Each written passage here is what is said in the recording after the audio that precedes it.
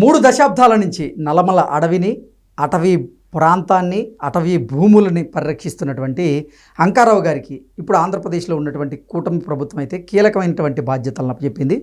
ఆయన్ని ఒక సలహాదారుగా ఇప్పుడు ఆంధ్రప్రదేశ్ ప్రభుత్వం ఎన్నుకున్నటువంటి నేపథ్యంలో దీని మీద మనం పూర్తి స్థాయిలో విశ్లేషణ చేసుకుందాం. ప్రస్తుతం మనతో పాటున్నారు జనసేన పార్టీ రాష్ట్ర అధికార ప్రతినిధి శ్రీనివాస్ గారు. సార్తో మాట్లాడదాం. సార్ నమస్తే. సార్ నమస్తే అండి. 3 దశాబ్దాల కాలం పాటు నల్లమల అటవీ ప్రాంతాన్ని పరిరక్షిస్తున్నటువంటి అంకారావు గారికి ఆంధ్రప్రదేశ్ ప్రభుత్వం, కూటమి ప్రభుత్వం ఆయనకి కీలకమైనటువంటి బాధ్యతలు ఇవ్వడం జరిగింది. ఒక సలహాదారుగా ఆయన్ని నియమించడం జరిగింది. ఏంటి సార్, దీన్ని ఎలా చూడాలి? అంటే కృష్ణ గారు, నిన్న ప్రపంచ పర్యావరణ దినోత్సవం సందర్భంగా కూటమి ప్రభుత్వం ఒక అద్భుతమైన కార్యక్రమాన్ని చేపట్టి నిన్న ఒక్కరోజే 1 కోటి మొక్కలు నాటేటువంటి కార్యక్రమం చేసింది. అదేవిధంగా ప్రతి సంవత్సరం కూడా కొన్ని లక్షల మొక్కలు నాటాలనేటువంటి ఉద్దేశంతో ఒక అద్భుతమైన కార్యక్రమం చేసింది. ఆ కార్యక్రమంలో ఈ అంకారావు గారు అనే వ్యక్తి, అది మామూలుగా జనాలు ఎవరికీ తెలీదు. ఆ వ్యక్తి కూడా వచ్చాడు, స్టేజ్ మీద కూర్చుంటే ఎవరో అనుకున్నాం. ఇంతకీ ఏంటి, అతను 3 దశాబ్దాలుగా నల్లమల అడవి ప్రాంతంలో అతి నిరుపేద కుటుంబం నుంచి వచ్చిన వ్యక్తి. ప్రకృతి మీద ప్రేమ, పర్యావరణం మీద ప్రేమ అతనికి.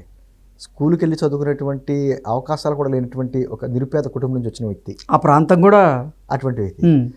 అటవీ ప్రాంతంలో మొక్కలు నాటడం ఏంటి అనుకుంటారు చాలామంది. మీరు మొక్కలు నాటట్లేదు, అడవి అంటేనే దానికైతే పెరుగుద్ది కదా అని. అంటే అటవీ ప్రాంతాన్ని కూడా కలుషితం చేస్తున్నారు మన వాళ్ళు. ప్లాస్టిక్ అవి వచ్చేసిన తర్వాత అడవుల్లో తిరిగేటువంటి ఈ జంతు జీవాలన్నీ కూడా ఆ ప్లాస్టిక్ అయితే చాలా మంది ఏనుగులు లాంటివి చనిపోతున్నాయి. అవును. ఇతని పని ఏంటంటే ఏమి చేయడం, క్లీనింగ్ సాధ్యమైనంత వరకు.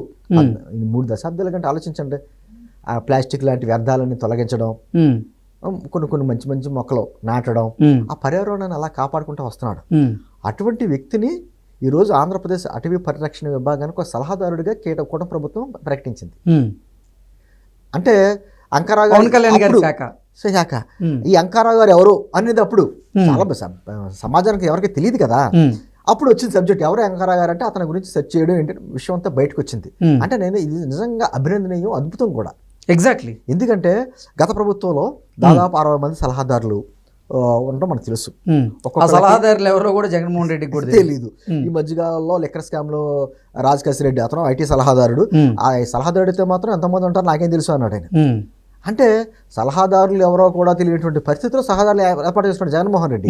ఇప్పుడు అలా కాదు, కష్టపడితే సమాజానికి ఉపయోగపడే వ్యక్తి అయితే ఎటువంటి వ్యక్తినైనా మేము గుర్తిస్తామని చెప్పి కూటమి ప్రభుత్వం ఒక సందేశాన్ని ఇచ్చింది. ఎగ్జాక్ట్లీ. అంతే తప్ప పర్యావరణ ప్రేమికుడిని తీసుకొచ్చి కీలక బాధ్యతలు అంటే మామూలు కాదు కదండి.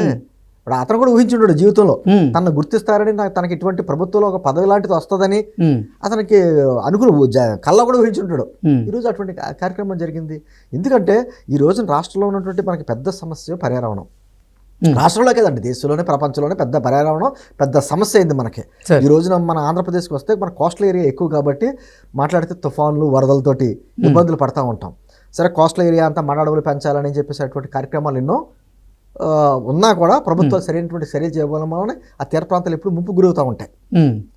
అయితే మనకి అద్భుతమైన అటవీ ప్రాంతం ఉంది. నల్లమల ఫారెస్ట్ లాంటి అడవులు ఉన్నాయి, చక్కటి మంచి ప్రాంతాలు అన్నీ ఉన్నాయి.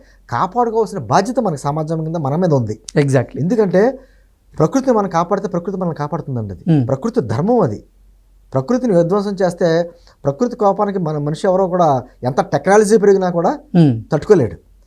దాని తగ్గ నివారణ చేయగలం అంతే. ఇప్పుడు తుఫాన్లు ఎప్పుడు వస్తాయో లేకపోతే భూకంపాలు ఎప్పుడు వస్తాయో మనకి యంత్రాలు పరికరాలు వచ్చినాయి, పలానా టైంలో వస్తుందని చెప్పని అంటే ప్రాణ నష్టం జరగకుండా ముందు హెచ్చరికలు చేయగలదు ప్రభుత్వం. అంతేగాని భూకంపాలను ఆపలేదు, లేకపోతే వరదలని తుఫాన్ని ఆపలేదు. కానీ మ్యాక్సిమం ప్రకృతిని రక్షించామనుకోండి, ప్రకృతి మనకి ఇవ్వాల్సినవి అన్నీ ఇచ్చింది. మన చేతికి ఏది ఇవ్వాలో అది ఇచ్చింది. ఇప్పుడు సమాజంగా నిన్న పర్యావరణ దినోత్సవం జరిగింది. ఒక మంచి సందేశం కూడా ఉంది. ఎందుకంటే మన భావితరాలకు మనం ఏమిస్తున్నాం? మీరు కోట్ల రూపాయల ఆస్తులు ఇచ్చినా, కేజీల కొద్ది బంగారం ఇచ్చినా, మంచి సమాజాన్ని ఇవ్వకపోతే ఎన్ని ఎందుకు? అవును. ఇప్పుడు మీ బిడ్డ స్వేచ్ఛగా సమాజంలో తిరగలేకపోయిన వ్యక్తి, లేకపోతే తాగడానికి సరైనటువంటి మంచినీళ్ళు లేనటువంటి వ్యక్తి, మీరు ఎన్ని కోట్లు ఆస్తి ఇస్తే ఉపయోగమే ఉంది? మనం మంచి సమాజాన్ని ఇస్తున్నామా? ఆస్తులు, కోట్లు, లేకపోతే భూములు, బంగారాలు ఇస్తున్నామా? మంచి సమాజం ఇవ్వలేనప్పుడు పూర్వం చూసారా, పూర్వం చెరువులో నీళ్లు తాగేవాళ్ళం, కాలువ నీళ్లు తాగేవాళ్ళం, తర్వాత బావిలో నీళ్లు తాగేవాళ్ళం. ఇప్పుడు ఏమైందండి, మొత్తము టిన్నులు మన 20 లీటర్లో 25 లీటర్లో టిన్నులు కొనుక్కుని ఆర్ఓ వాటర్ తాగవలసి వస్తుంది. మన భావితరాల్లో తాగడానికి నీళ్ళు కూడా దొరకడం కూడా కష్టం. ఏంటంది పర్యావరణం అనేది అద్భుతమైనటువంటి పెద్ద అంశం. మా పవన్ కళ్యాణ్ గారికి చాలా ఇష్టమైనటువంటి అంశం. ఈ మధ్యన చూసారు కుంకి ఏనుగులు కూడా కర్ణాటక నుంచి తీసుకొచ్చారు.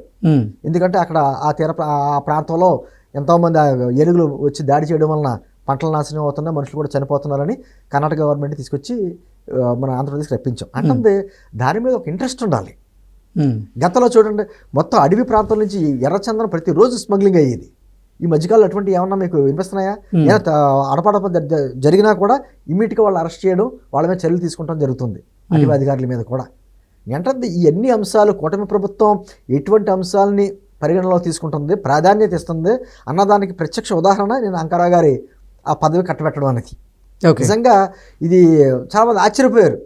అటువంటి వ్యక్తికి ఏంటి ఒక పదవి ఇవ్వడం ఏంటి, అందులో ప్రభుత్వ సలహాదారుగా అతనే ఇస్తాడు సలహాలు ప్రభుత్వానికి అనుకుంటారు. మరి గతంలో ఉన్నటువంటి కంపేర్ చేయండి, కేంద్ర ప్రభుత్వంలో కూడా అంతే. ఎన్డీఏ గవర్నమెంట్లో ఈ మధ్యకాలంలో వచ్చినటువంటి పద్మశ్రీ అవార్డులు చూడండి, ఎక్కడెక్కడెక్కడో ఉన్నాయి. వనజీవి రామయ్య లాంటి వాళ్ళని ఎక్కడెక్కడో ఉన్నాయి. అసలు మారుమూల వాళ్ళు అసలు సంబంధం లేదు సమాజానికి. అంటే సమాజంలో వాళ్ళు ఏదో పేరు ప్రఖ్యాతుల గురించి కాకుండా అంటే సమాజం గురించి మాత్రమే పోరాడేటువంటి కొంతమంది వ్యక్తులు ఉంటారు. వాళ్ళ పేరు పదవులు కోరుకోరు. అటువంటి వ్యక్తులను గుర్తించి ప్రభుత్వాలు ఈరోజు అవార్డులు ఇస్తున్నాయి.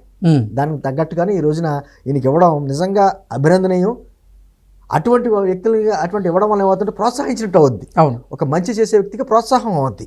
అంతేగాని బ్యాంకులు దోషేసే వాళ్ళని, లెక్కర కుంభకోణంలో ఉండే వాళ్ళని, సూట్ కేసులు మార్చే వాళ్ళని, ఇటువంటి వాళ్ళందరినీ పెట్టుకుని తనకు ఎవరో డప్పు కొడతారో చూసారా, చుట్టూ భజన పరులని వాళ్ళనే ప్రభుత్వ సలహాదారులుగా ఇచ్చి వాళ్ళకి మళ్ళీ నెలకి 4-5 లక్షలు 5 లక్షల జీతాలు ఇచ్చి ప్రభుత్వ వాహనాలన్నీ ఇచ్చే ఉపయోగం ఉంది. ప్రజాధనాన్ని దోచుకుంటే తప్ప ఇంకేం చేయరు. గతంలో అది జరిగింది. ఇప్పుడు అలా జరగకుండా ఇటువంటి వ్యక్తులకి సలహాదారులుగా ఇవ్వడం అనేది ఈ మధ్యకాలంలో కొంతమంది సైంటిస్టులకు కూడా ఇచ్చారు ప్రభుత్వ సలహాదారు. అద్భుతమైన వ్యక్తులు. ప్రభుత్వానికి సలహాలు ఇవ్వాలంటే ఆ రంగంలో నిపుణులు ఉండాలి. ఇంతకీ అంకారావు గారిని గుర్తించింది ఎవరు సార్ అసలు? అంటే అక్కడ కూటమి ప్రభుత్వం గుర్తించింది మాత్రమే చెప్పగలను. నేను అంటే అది పవన్ కళ్యాణ్ గారు గుర్తించారా, చంద్రబాబు గారు గుర్తించారా అని ఏదైనా మా కోటలో వేసుకుంటాం. కూటమి ప్రభుత్వం నేను ప్రతిసారి చెప్తానండి, మీ ఎమ్మెల్యేలు ఎంతమంది అంటే 164 మందిని చెప్తాను. మీరు జనసేన కదా మీ 21 మంది ఎమ్మెల్యేని నేను చెప్పను. మాకున్నది 164 మంది ఎంపీలు. ఖచ్చితంగా మా కూటమి ప్రభుత్వం ఆలోచనతోటే మేము ఉన్నాం. అది క్రెడిట్ చంద్రబాబు గారు తీసుకుంటారా, పవన్ కళ్యాణ్ గారు తీసుకుంటారా, లోకేష్ గారు, ఈ లెక్కలు మాకు ఉండవు. ఎవరు చేసినా కృషి కుటుంబ ప్రభుత్వం ఖాతాలోనే కదా. అకౌంట్ ఒకటే ఉంది, అక్కడ ఒకే అకౌంట్లోనే పడతాయి ఎవరు కృషి చేసినా. అదేవిధంగా కూటమి ప్రభుత్వం గుర్తించింది అంటే శాఖలు పవన్ కళ్యాణ్ గారు కాబట్టి, ఆయన ఇష్టమైన శాఖలు కాబట్టి, అందులో ఇటువంటి వ్యక్తుల మీద ఇంట్రెస్ట్ చూపిస్తారు కాబట్టి, అటువంటి వ్యక్తుల్ని ప్రచారం కల్పించే వాళ్ళకు ఒక అద్భుతమైన అవకాశం ఇస్తారు కాబట్టి పవన్ కళ్యాణ్ గారి గురించి నేను చెప్పుకోవచ్చు జనసేన పార్టీ అధికార ప్రతినిధిగా.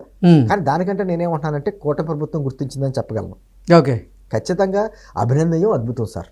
Exactly. Thank you sir, thank you so much.